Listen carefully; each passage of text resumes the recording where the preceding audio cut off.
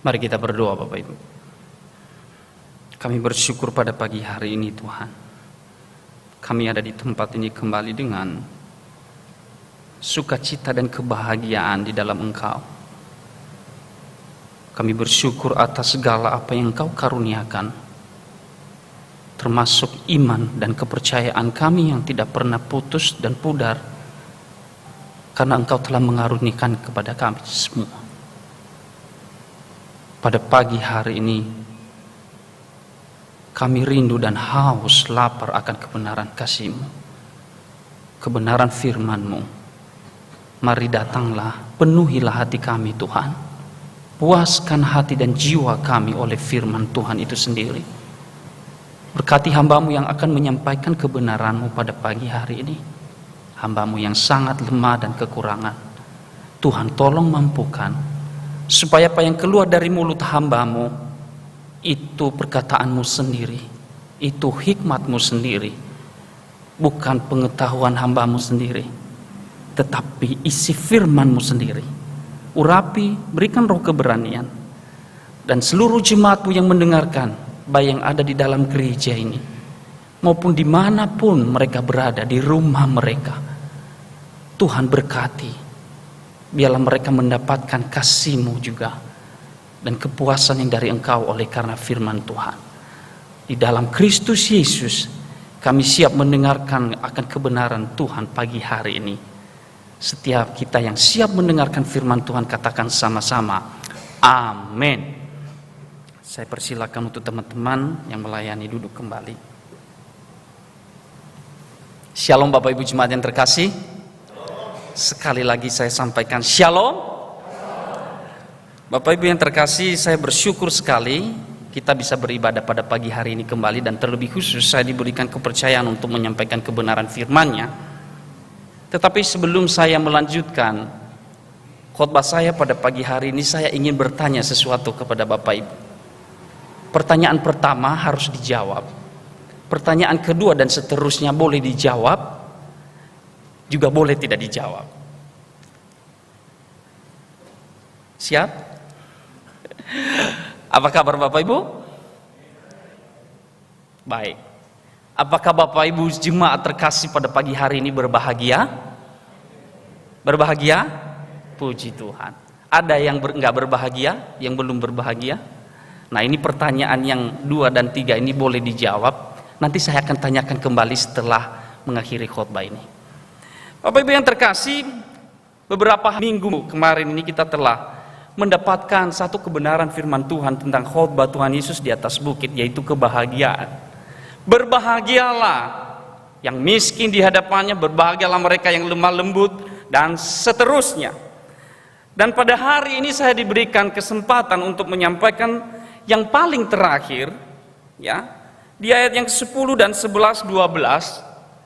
Dan yang diberikan tema yaitu berbahagia dalam aniaya karena kebenaran. Sebenarnya temanya adalah dianiaya karena kebenaran, tetapi saya menambahkan satu kata, yaitu berbahagia dalam aniaya karena kebenaran.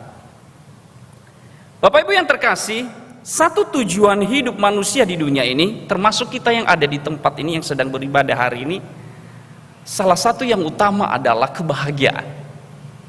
Betul kan? Kenapa kita bekerja? Kenapa kita mencari uang? Kenapa kita ingin memiliki harta yang banyak? Ya supaya kita berbahagia. Kenapa kita ingin bersekolah tinggi, mendapatkan pendidikan dan pengetahuan yang bagus? Ya karena kita supaya berbahagia. Kenapa kita berolahraga? Supaya badan kita sehat, jiwa kita sehat. Semuanya untuk kebahagiaan diri kita sendiri.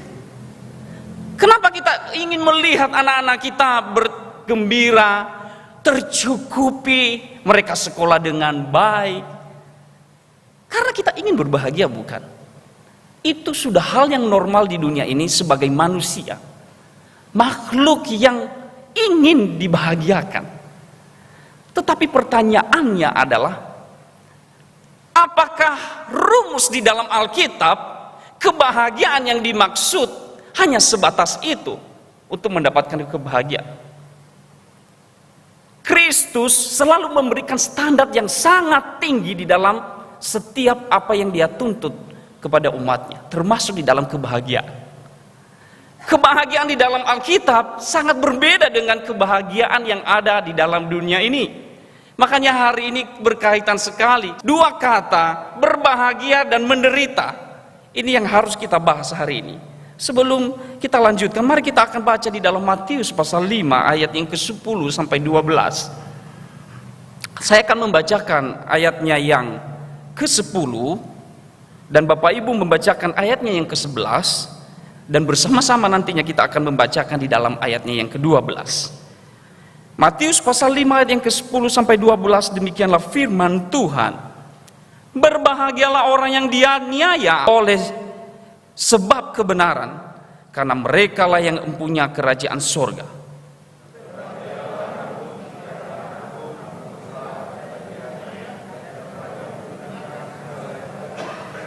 Satu, dua, tiga, yang bersukacita dan bergembiralah karena upahmu besar di sorga.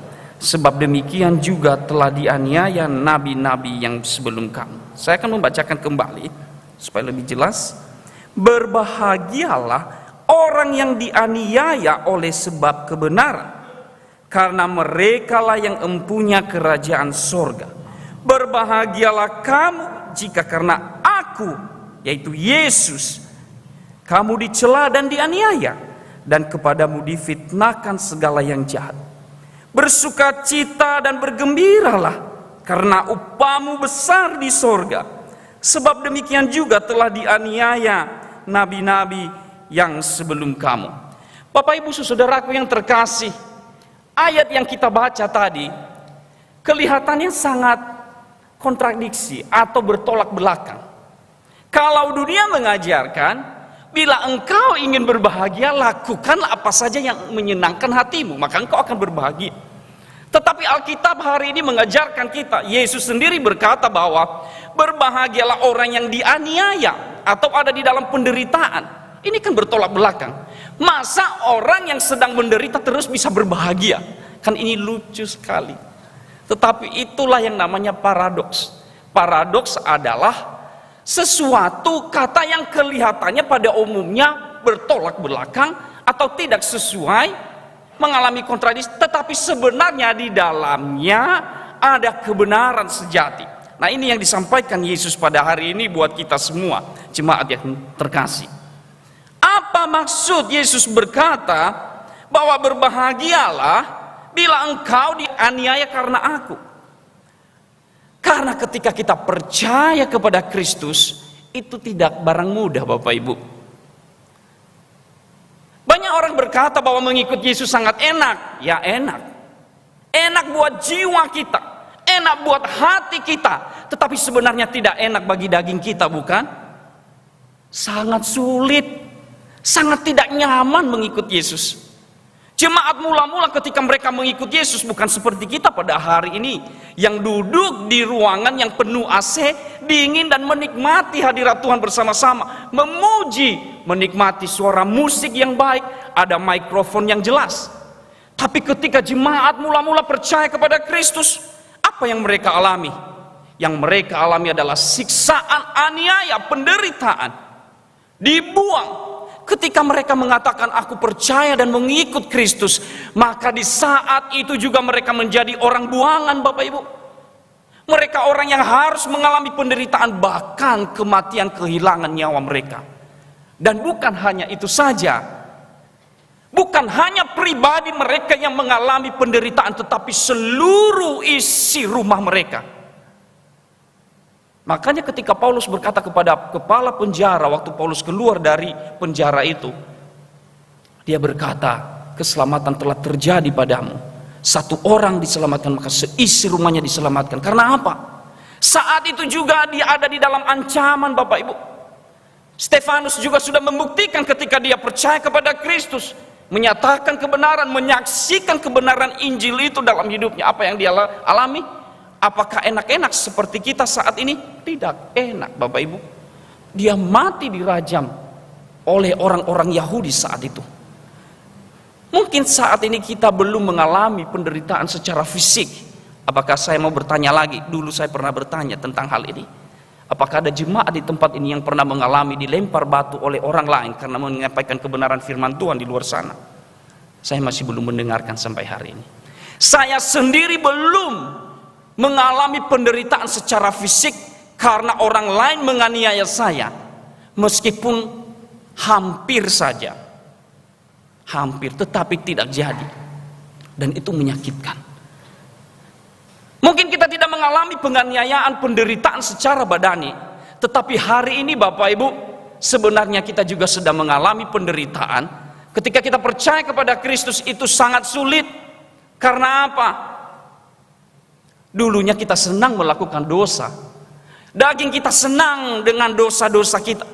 Tetapi hari ini firman Tuhan berkata, setiap waktu di dalam hati kita menegur kita. Sehingga ketika kita melakukan kebenaran itu, mengingat dosa yang sebelah sini, mengingat kebenaran yang sebelah sini, atau sebaliknya, itu terjadi guncangan dalam hati kita, perjuangan yang luar biasa. Akhirnya kita menderita. Kedua, kalau kita menyampaikan kebenaran kepada orang lain, bisa saja orang lain menerimanya ataupun menolaknya, tetapi kebanyakan menolak. Saya kurang tahu apa yang terjadi di dalam keluarga Bapak Ibu ketika seseorang berkata kepada suaminya, ayo kita ke gereja, ayo kita memuji Tuhan. Saya berharap jemaat GKT Genteng, mungkin istrinya yang berkata terus, suaminya berkata, oh ya my love, kita ke gereja my love. Apakah atau sebaliknya? Apa gereja terus, rumahmu pindah sana, di gereja aja. Sakit. Apalagi kalau kita ingin melayani tetapi orang lain mencibir kita, mencela kita.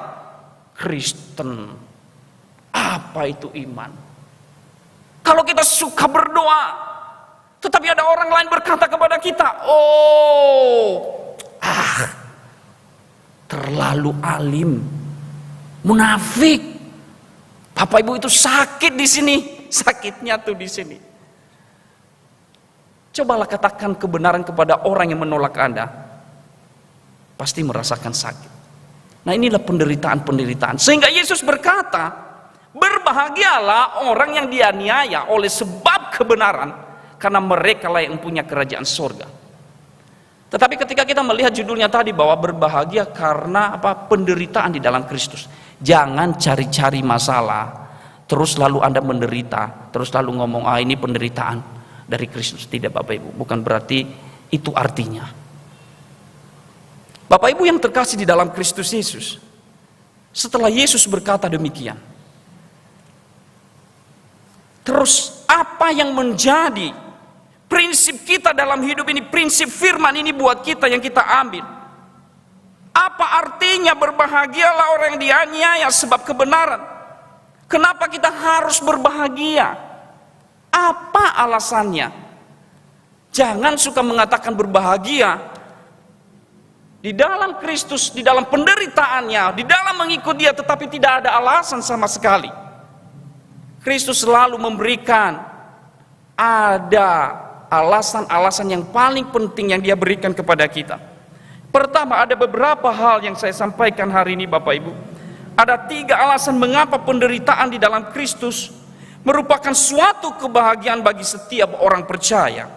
Yaitu pertama adalah penderitaan di dalam Kristus merupakan gambaran persekutuan kita dengan Kristus sendiri, atau kesatuan dengan Kristus sendiri. Mari baca di dalam Filipi pasal 1 ayat 29. Paulus berkata, yang ku kehendaki ialah mengenal Dia dan kuasa kebangkitannya dan persekutuan dalam penderitaannya, di mana aku menjadi serupa dengan Dia di dalam kematiannya.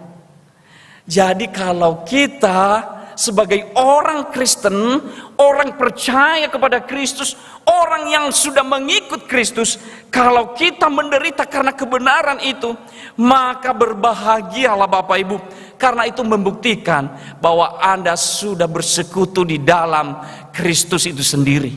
Bersekutu artinya satu di dalam Kristus, membuktikan bahwa Anda sudah menyatu dengan penderitaan Kristus itu sendiri. Tuhan tidak membiarkan kita hanya sebatas menerima keselamatan itu dengan ongkang-ongkang kaki lalu senang-senang saja. Disinggung tadi oleh W berkata bahwa barang siapa mengikut aku hendaklah ia, apa Bapak Ibu? Jawab sama-sama, memikul salibnya. Jangan enak-enak mengikut Kristus lalu tidak melakukan apa-apa. Makanya Yesus berkata kepada wanita-wanita yang menghibur dia ketika dia sedang menderita sebelum disalibkan, waktu dia disiksa, mereka menghibur dia, menangisi dia, dan dia berkata apa? Hai wanita-wanita Israel, jangan tangisi aku, tangisilah dirimu sendiri, karena engkau memiliki salib sendiri dalam hidupmu. Setiap orang yang percaya kepada Kristus harus masuk di dalam penderitaan. Bagaimana mungkin Tuhan kita sebagai guru kita yang sudah melakukan ini semua, yang sudah mengalami penderitaan, lalu kita percaya kepadanya dan tidak mengikuti jejaknya?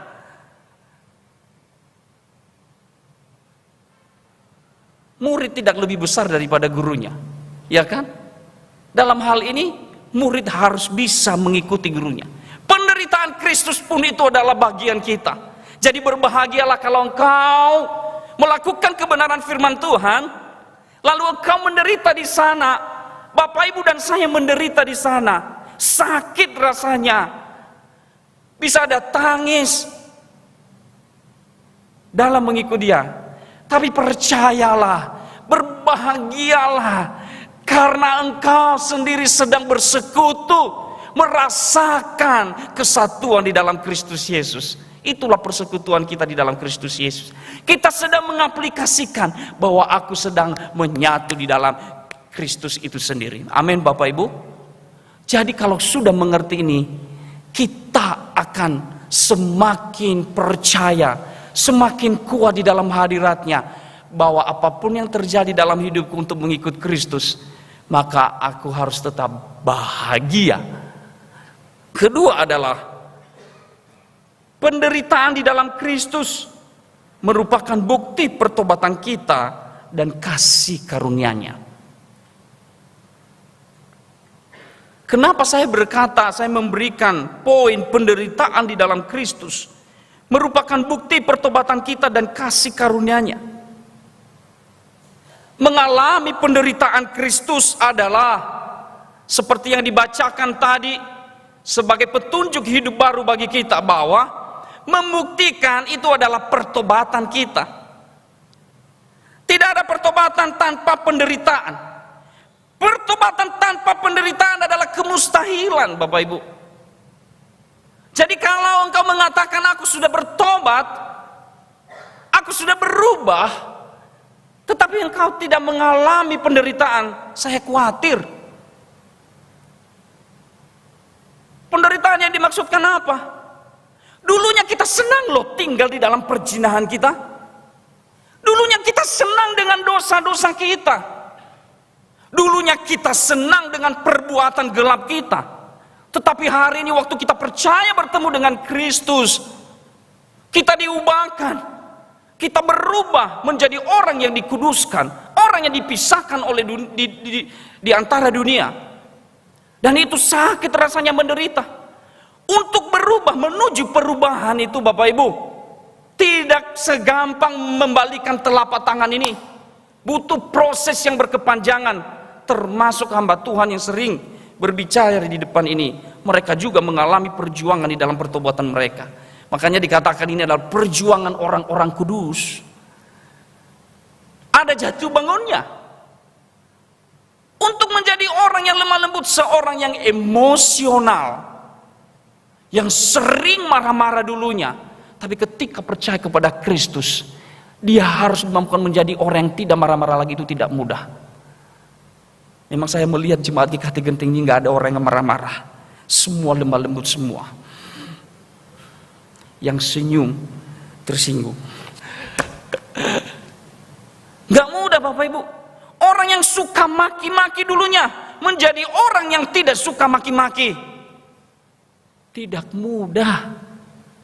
Orang yang suka bersungut-sungut dalam melakukan segala sesuatu beribadah kepada Tuhan memuji Tuhan, hidup di dalam kebenaran, terus pindah di dalam posisi orang yang semangat hidupnya, tidak pernah mengatakan no, tetapi dia mengatakan yes. Sukacita dari Tuhan juga tidak mudah. Sudah ingin memiliki kerinduan perubahan di dalam hati kita, ujian datang. Ujian datang. Semakin tinggi kualitas iman, semakin tinggi ujiannya. Itu juga tidak mudah. Makanya saya berkata, di sini berikan poin kedua. Penderitaan di dalam Kristus merupakan apa? Merupakan bukti dari pertobatan kita. Ya, mari kita baca di dalam 1 Petrus 4 ayat 3. Sebab telah cukup banyak waktu kamu gunakan untuk melakukan apa? Kehendak orang-orang yang tidak mengenal Allah. Kamu telah hidup dalam rupa-rupa hawa nafsu, keinginan, kemabukan, pesta pora, perjamuan apa? Minum, penyembahan berhala yang terlarang. Sebab itu mereka heran, dunia heran, bahwa kamu tidak turut mencemplungkan diri bersama-sama mereka di dalam kubangan ketidaksenonohan yang sama, dan mereka memfitnah kamu. Dunia tidak senang dengan pertobatan kita. Dunia tidak senang dengan perubahan hidup kita. Dunia tidak senang dengan kekudusan. Dunia tidak senang dengan Anda menerima kasih karunia-Nya. Dia akan mengoceh. Dia akan mau merebut sukacita itu dari hidup kita dengan cara-caranya. Dan salah satu caranya yang paling mujarab adalah apa? Dia memfitnah, dia mencela. Karena iblis senangnya apa? Setelah dia memfitnah, dia menuduh, akhirnya dia menjatuhkan dan membinasakan. Tetapi Bapak Ibu yang terkasih, setiap orang Kristen yang sudah ada di dalam kasih karunia Tuhan, yang sudah memiliki Roh Kudus, memiliki pikiran yang seperti ini, bahwa dahulu aku adalah orang yang tinggal di dalam gelap, sekarang aku harus menuju di dalam perubahan hidup saya untuk semakin berbuah, melakukan kehendak-Nya, menceritakan kasih-Nya dengan perbuatan-perbuatan yang baik dan benar di dalam hadirat-Nya. Maka percayalah, mereka akan mendapatkan kebahagiaan meskipun dunia mencela dan menganiaya. Bapak Ibu Saudara yang terkasih, itulah mengapa kita harus berbahagia di dalam penderitaan, karena itu membuktikan bahwa kita sedang ada di dalam perubahan dan pertobatan. Dan pertobatan perubahan yang kita alami, yang dulunya I once was lost, saya dulu yang hilang, but now I'm found, sekarang saya ditemukan. Itu adalah kasih karunia, bukan karena hebat kuat gagah kita. Orang yang menerima kasih karunia harusnya berbahagia. Katakan sama-sama, berbahagia. Bapak Ibu Saudara yang terkasih, setelah kita mengerti bahwa penderitaan itu adalah bukti pertobatan, perubahan hidup kita, maka yang berikutnya adalah yang ketiga, ada upah yang besar dan yang bersifat kekal bagi setiap orang yang menderita di dalam Kristus Yesus. Mari saya akan bacakan kembali di dalam ayatnya yang ke-10. Berbahagialah orang yang dianiaya oleh sebab kebenaran. Kalimat yang keduanya sangat baik, karena merekalah yang empunya kerajaan sorga. Mari kita baca sama-sama, karena mereka yang empunya kerajaan sorga. 1, 2, 3 ya. Karena merekalah yang empunya kerajaan sorga. Dan ayat yang ke-12 berkata, bersukacitalah dan bergembiralah, karena upahmu besar di sorga. 1, 2, 3 sama-sama baca. Sebab demikian juga telah dianiaya nabi-nabi yang sebelum kamu. Bersukacitalah dan bergembira, karena upahmu besar di sorga. Bapak Ibu Saudara yang terkasih, ternyata penderitaan di dalam Kristus itu bukan tidak ada upahnya. Sekali lagi saya katakan, standar yang diberikan oleh dunia dan Kristus itu sangat jauh berbeda. Dunia memberikan standar bahwa ketika engkau melakukan sesuatu, engkau mendapatkan ini. Engkau melakukan kebahagiaan atau bekerja keras dan engkau berbahagia. Tetapi satu poin yang harus kita mengerti bahwa kebahagiaan di dalam dunia fana, terbatas, berubah-ubah, tergantung situasi hati ini. Ya, hatinya galau, pasti kebahagiaannya hilang. Disakiti lagi, hilang. Besoknya dapat untung banyak, berbahagia. Besoknya tidak dapat untung banyak, tidak berbahagia. Itulah kebahagiaan dunia. Hari ini sehat, berbahagia. Besok sakit, tidak berbahagia. Itu terus menerus muter di situ. Tetapi kebahagiaan di dalam Kristus Yesus kekal adanya. Bicara tentang surga adalah kekekalan, Bapak Ibu. Dan itu adalah hidup kekal bagi kita. Ketika nanti kita sampai di sana bertemu dengan Dia, maka mahkota itu diberikan kepada mereka. Ya, upah mereka karena mereka sudah bertobat, mengalami penderitaan di dalam hidup untuk Kristus. Bapak Ibu Saudara yang terkasih, suatu waktu saya melayani seorang ibu-ibu di dalam satu komunitas, bukan di GKT ini ya, di satu tempat. Ketika saya ingin memberitakan kebenaran kepadanya, pertamanya dia menerima dengan baik. Padahal dia sendiri ingin untuk dinasihati awalnya. Tapi lama kelamaan saya kurang tahu kenapa hati orang ini bisa berubah. Waktu saya memberitakan kebenaran kepadanya, menasihati dengan baik, lalu saya dicaci maki.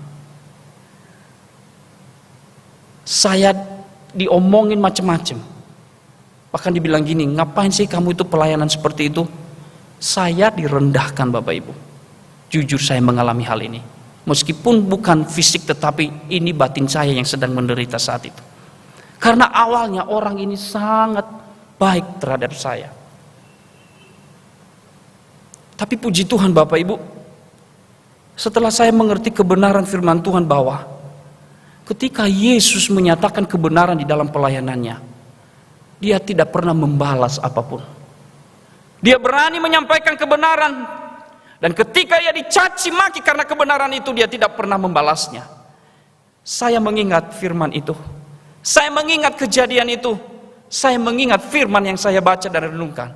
Akhirnya Tuhan memberikan kemampuan kepada saya untuk tidak membalas. Saya berkata, Ibu, terima kasih. Tapi saya berkata kepada Ibu, sebenarnya kasih karunia bila Ibu mendengarkan kebenaran ini. Mulai saat itu dia tidak pernah ada kontak dengan saya. Mulai saat itu dia menjauh dari komunitas. Tapi puji Tuhan, ada puji Tuhannya Bapak Ibu. Setelah sekian lama dia kembali lagi. Dia menyapa di dalam komunitas itu. Tahu kenapa dia menyapa? Karena dia sedang menderita. Karena tidak menuruti kebenaran itu sendiri. Kalau saya dulu, waktu dia marah mencela saya, terus saya juga marah-marah dengan dia, saya membalas itu semua, maka apa yang terjadi? Tidak akan terjadi koneksi ini lagi Bapak Ibu. Saya menyapanya dengan baik. Kasih karunia melingkupi hidupmu Ibu. Tetaplah kuat di dalam penderitaan itu. Setiap orang harus memikul salibnya. Dan bila engkau sedang melakukan kesalahan, maka terimalah ganjaran yang diberikan oleh Tuhan. Itulah orang yang telah menerima kasih karunia. Hatinya berbesar hati ketika dia menderita karena dosanya. Karena dia tahu buah dari pertobatan, buah dari perubahan hidup adalah persekutuannya di dalam Kristus Yesus dan kemuliaan dan hidup yang kekal. Amin. Bapak Ibu yang terkasih dalam Kristus Yesus, percayalah bahwa tidak ada paket hanya percaya kepada Kristus lalu Anda tidak menderita. Anda bertobat lalu Anda tidak menderita. One package, satu paket. Percaya Yesus, bertobat, menderita, dan upahnya apa? Hidup kekal. Baca sama-sama 1, 2, 3 ya. percaya Yesus, bertobat, menderita hidup kekal. Wow, sulit memang. Tadi Rasul Yusuf berkata kepada saya di awal, ngeri-ngeri sedap ya tema ini. Benar, ngeri-ngeri sedap. Kita belum mengalami penderitaan seperti yang dialami oleh mungkin teman-teman kita, sahabat-sahabat kita di beberapa negara yang gerejanya dibakar, bahkan di Indonesia ini juga ada yang diusir. Tetapi bersyukurlah Bapak Ibu, bila sampai hari ini belum itu terjadi dalam hidup kita. Mungkin penderitaan yang kita sedang alami saat ini hanya sebatas batin, karena orang mencela, menganiaya kita, ya, menuduh kita macam-macam karena kita hidup di dalam kebenaran. Tetapi terimalah, sebagai orang yang beriman harus memiliki prinsip bahwa penderitaan di dalam kebenaran kepada Kristus adalah penderitaan yang mendatangkan kebahagiaan. Nah, kalau kita sudah mengerti ini, apa aplikasinya dalam hidup ini Bapak Ibu? Kalau kita sudah mengerti hal ini Bapak Ibu, maka kita akan menjadi orang Kristen yang kuat, yang bersemangat. Setiap bertemu apapun keadaannya tetap mengatakan shalom, damai sejahtera bagimu. Tidak ada kata aduh saya menderita lalu nangis di pojokan sana. Jangan menjadi orang Kristen yang cengeng. Ketika kita sudah berpikiran seperti ini, memiliki paradigma, sistem cara berpikir kita tentang firman ini, sistem kebenaran yang ada di dalam hati kita Bapak Ibu, seperti yang saya katakan tadi, maka kita akan menjadi orang Kristen yang kuat, bersemangat, bersuka cita, tidak malas-malasan untuk beribadah dan memberitakan kebenarannya apapun situasinya. Saya mau ikut Yesus. Saya mengundang Losododi untuk naik ke atas untuk mengiringi kita satu lagu supaya kita bernyanyi bersama-sama. Ini untuk mengingatkan kita Bapak Ibu, habis keluar dari tempat gereja ini, saya percaya ada penderitaan yang akan menunggu kita karena kita mau menjalankan kebenaran firman Tuhan. Mulai dari ayat yang ketiga kan di dalam Matius yang sudah dibahas oleh lause-lause hamba-hambanya minggu-minggu kemarin. Berbahagialah orang yang miskin di hadapan Allah, berbahagialah orang yang berduka cita, berbahagialah orang yang lemah lembut, berbahagialah orang yang lapar dan haus akan kebenaran, berbahagialah orang yang murah hatinya, berbahagialah orang yang suci hatinya, berbahagialah orang yang membawa damai karena mereka akan disebut anak-anak Allah. Dan terakhir adalah berbahagialah orang yang dianiaya oleh sebab kebenaran firman Tuhan. Itu semua penderitaan sebenarnya. Orang menjadi miskin rendah hati itu tidak mudah. Orang yang menjadi suci hatinya tidak mudah. Orang yang menjadi lemah lembut hatinya tidak mudah. Tetapi bila engkau mau melakukannya, berjuang untuk melakukannya, minta tuntunan Tuhan, maka engkau akan mendapatkan kebahagiaan yang kekal di dalam hatimu. Dan engkau akan menjadi orang Kristen yang sejati berkata, salib bagiku adalah keuntungan. Amin. Saya mau bertanya kembali Bapak Ibu, apakah Bapak Ibu pada pagi hari ini berbahagia? Jawab dong Bapak Ibu, jangan malu-malu. 1, 2, 3. Apakah Bapak Ibu siap menderita? Jawabannya kok setengah-setengah Bapak Ibu. Saya tanya lagi mulai dari awal, apakah Bapak Ibu pagi hari ini berbahagia? Ingin berbahagia? Ingin menderita? Malah saya yang jawab. Tidak mudah menjadi orang Kristen. Tapi ketika kita melakukannya, kita akan menjadi orang Kristen yang sejati dan hidup yang kekal. Upah yang besar, yang tidak pernah berubah, yang utuh sudah ada di depan kita. Ada satu lagu yang mengingatkan kita. Saya mau iring Yesus. Nyanyikan sama-sama. Saya mau iring Yesus sampai selama-lamanya. Sampai selama-lamanya. Overtone.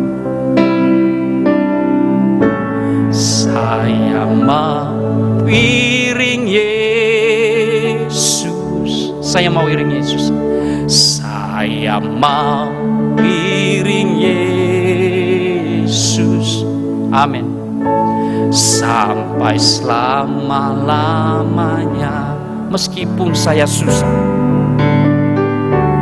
Meskipun saya susah menderita dalam dunia, menderita dalam dunia, saya mau iring Yesus. Saya mau iring Yesus sampai selama-lamanya. Bapak Ibu yang terkasih, pujian ini mengingatkan kita kembali bahwa ketika kita berkomitmen mengikut Kristus, bukan hanya bisa duduk santai dan mengatakan aku baik-baik saja. Engkau akan mengalami penderitaan, engkau akan mengalami siksaan. Makanya Paulus berkata di dalam Roma pasal 8 ayat 36, dia mengutip di dalam Mazmur, seperti ada tertulis, oleh karena engkau kami ada dalam bahaya maut sepanjang hari. Kami telah dianggap sebagai domba-domba sembelihan. Tetapi dalam semuanya itu, kita lebih daripada orang-orang yang menang oleh Dia yang mengasihi kita. Jangan hanya ingin berbahagia, tetapi tidak mau menderita untuk Dia. Mari kita berdiri bersama-sama nyanyikan pujian ini. Mari kita ambil komitmen kembali untuk mengikut Dia apapun yang terjadi, bahkan penderitaan yang terjadi dalam hidup kita. Katakan sama-sama, saya mau iring Yesus. Amin.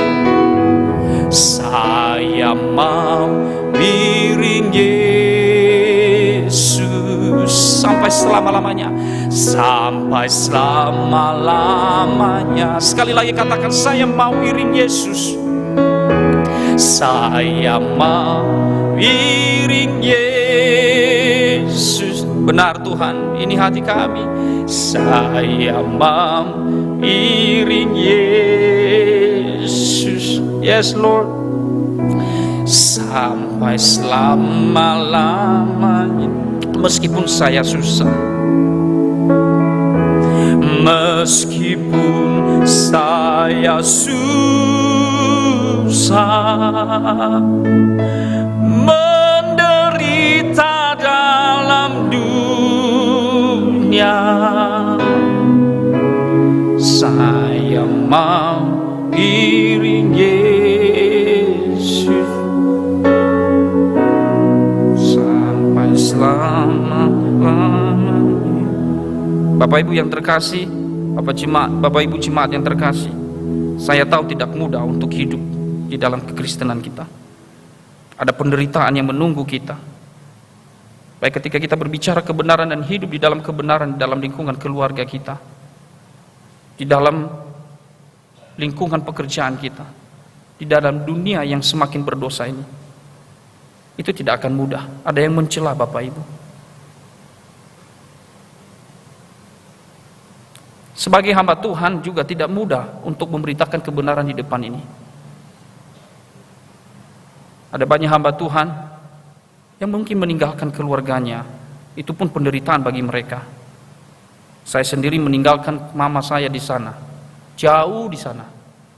Itu pun menjadi penderitaan bagi saya. Saya lihat lause-lause juga di tempat ini. Mereka jauh dari keluarga. Itu pun menjadi penderitaan. Apalagi di dalam masalah pelayanan pasti ada banyak penderitaan. Mengikut Kristus keputusanku, apapun ku tak gentar, biarlah itu yang ada di dalam hati kita. Tidak mudah, tetapi kita harus berbahagia. Mari kita berdoa. Tuhan Yesus yang baik, ampuni kami bila selama ini kami menganggap penderitaan kami sebagai hal yang buruk yang terjadi dalam hidup kami ketika kami disakiti, dicela oleh karena Engkau, karena kebenaran-Mu. Tetapi pada pagi hari ini mata kami dibukakan, hati kami dibukakan, bahwa penderitaan di dalam Kristus adalah kebahagiaan sejati. Membuktikan bahwa kami bersekutu di dalam Kristus, membuktikan bahwa kami bertobat, membuktikan kami memiliki perubahan hidup lagi. Kami tidak senang dengan kuasa gelap yang dulu yang kami nikmati, kehidupan gelap di dalam dosa-dosa kami. Kami harus hidup di dalam hadirat-Mu hari ini, menjadi orang yang dikuduskan. Dan kami harus berbahagia karena Engkau memberikan standar yang tinggi bagi kami sebagai upah kami ketika kami menderita di dalam kebenaran-Mu, yaitu hidup yang kekal, kerajaan surga, upah yang utuh yang tidak pernah berubah dan tidak pernah diubahkan oleh siapapun. Kami bersyukur hal itu Tuhan terjadi atas hidup kami, dan kami mau mengatakan hanya kasih karunia bila kami bisa menerimanya dan mengalaminya. Berkati Bapak Ibu jemaat yang terkasih di tempat ini dan dimanapun mereka berada yang mendengarkan firman ini. Tuhan berkati hidup mereka, supaya ketika mereka mengalami penderitaan, mereka tidak sedih, tetapi mereka berbahagia karena kami menderita di dalam Kristus Yesus. Tuhan mampukan kami, tolong kami. Tidak mudah, tapi ada Roh Kudus yang menguatkan kami. Hamba-Mu telah selesai berbicara, biarlah Engkau yang melanjutkan berbicara di dalam hati jemaat-Mu yang telah mendengarkan firman-Mu. Dalam Kristus Yesus kami berdoa. Setiap kita yang telah diberkati oleh firman Tuhan katakan sama-sama, amin. Saya persilakan duduk Bapak Ibu. Puji Tuhan.